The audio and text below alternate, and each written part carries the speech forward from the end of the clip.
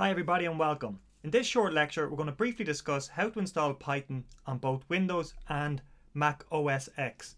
So I'm using a Mac, so what you do is you go to python.org, www.python.org, here you are here, and then you click downloads.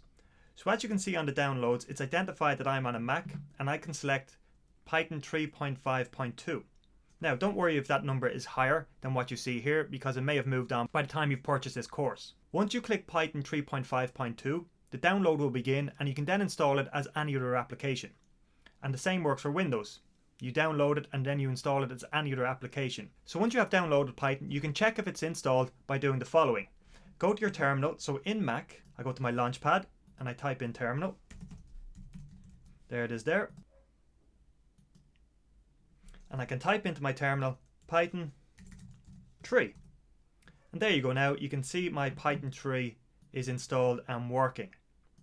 And you can also use this now as a quick editor within Python. So 1 + 1, 2. There you go, a quick Python editor. And it works the same on Windows. When you're in your terminal in Windows, you type in Python and I think it might be -v for version. So Python 3 -v, but you might want to check that. Now, when you have downloaded Python, one of the things that it gives you is the IDLE, or as I call it, the Idle Interactive Development Environment. So let's just go into that. So again, I go to my Launchpad and you can see Idle here.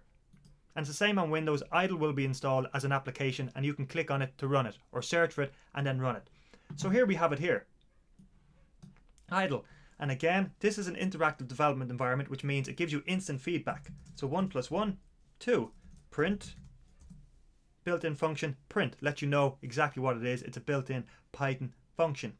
So that's Python installed and running away. Now you can use idle for a lot of the programs throughout this course, and the way to build an even bigger program is within idle, say file, new file, and you get a working file here and you can begin to write your code, save it and run it.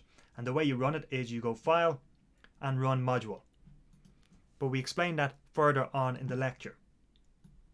Now in the lectures you'll see me jumping through idle and my code editor of choice, which is Sublime.